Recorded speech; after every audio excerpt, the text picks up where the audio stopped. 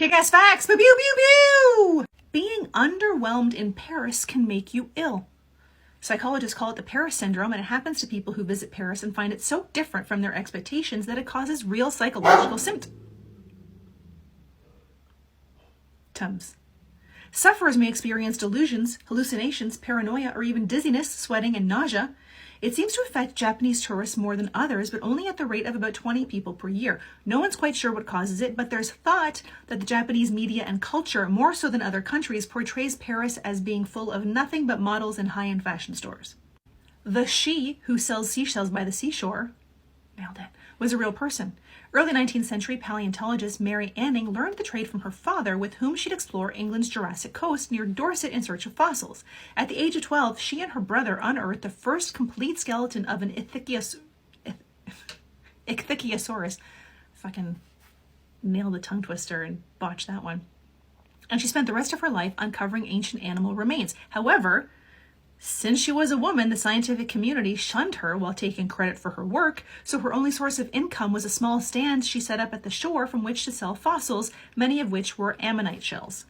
A study showed that listening to different types of music while drinking this alcoholic beverage changed the perceived taste of the drink. When participants listened to intense opera music, they were more likely to describe the drink as heavy and powerful. Meanwhile, participants who listened to Waltz of the Flowers from the Nutcracker were more likely to describe the very same drink as subtle and refined.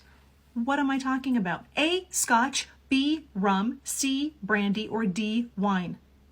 The correct answer is D, wine. The effects were strongest for red wine. Interestingly, whether the participants liked the music or not didn't have an effect on whether they liked the wine. There is no such thing as an alpha wolf. Everything we think we know about the wolf pack came from studies of wolves in captivity. In the wild, wolves simply act like families. The older members as leaders, or the alpha pair, usually parents. There's no fighting one's way up the hierarchy, and the pack isn't divided into leaders or followers. As the cubs get older, they simply go off and start packs of their own. So knock it off already. It is possible for two female mice to have a baby with the help of genetic scientists. Chinese geneticists used stem cells and a gene editing process to create mice using the DNA from same-sex parents. The mice with two male parents only lived for a few days, but the mice with two female parents lived into adulthood and reproduced normally. Flighting is a ritual poetic exchange of insults. Think rap battle, which was practiced mainly between the 5th and 16th centuries. Examples of flighting are found throughout Scots, ancient, medieval, and modern Celtic, Old English, Middle English, and Norse literature involving both historical and mythological figures. The exchanges would become extremely provocative, often involving accusations of cowardice and sexual perversion.